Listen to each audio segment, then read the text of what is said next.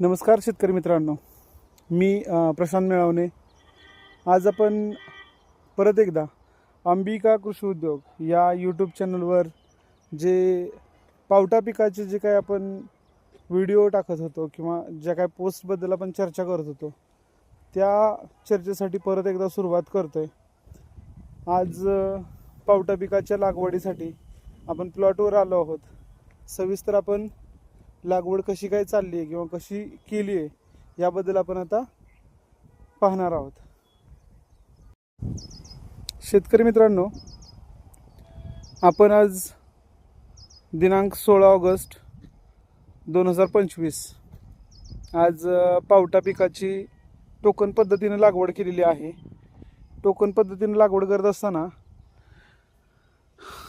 ही एका वाफ्यामध्ये साधारण 3 सऱ्या घेतल्यात, 3 लाईन घेतल्यात आणि ह्या 3 लाईनला आपण आज ही टोकन पद्धतीने लागवड केलेली आहे. तुम्हाला व्हिडिओमध्ये स्पष्टपणे दिसत असेल, साऱ्याची वरुंबी दिसते आणि त्या वरुंबीच्या आतमध्ये 3 रेषा पावट्याच्या अशी आज आपण टोकन पद्धतीने ही लागवड केलेली आहे.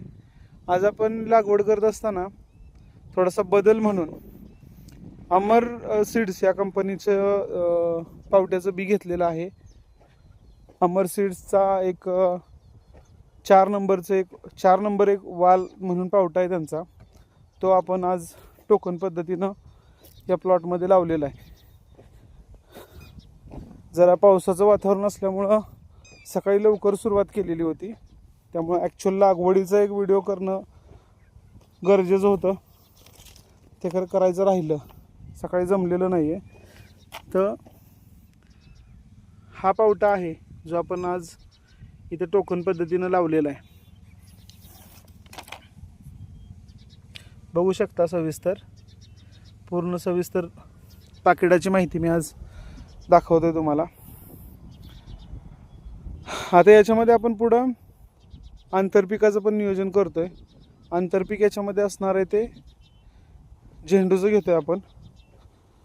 झेंडूची आज रोपं वगैरे नर्सरी जाऊन फायनल केलेले आहेत. साधारण पावटा उगवल्यानंतर जर गरज वाटलं तर तणनाशकाचं नियोजन करायचं आणि त्यानंतर मग आपण याच्यामध्ये झेंडूची लागवड करणार आहोत. या पावट्याचे सविस्तर व्हिडिओ तुम्हाला मी आपल्या यूट्यूब चॅनलच्या माध्यमातून वरचेवर पाठवत राहणार आहे. त्याबद्दल तुम्हाला अजून काही सविस्तर तुम्हाला माहिती पाहिजे किंवा तुमच्याकडून काही सूचना असतील तर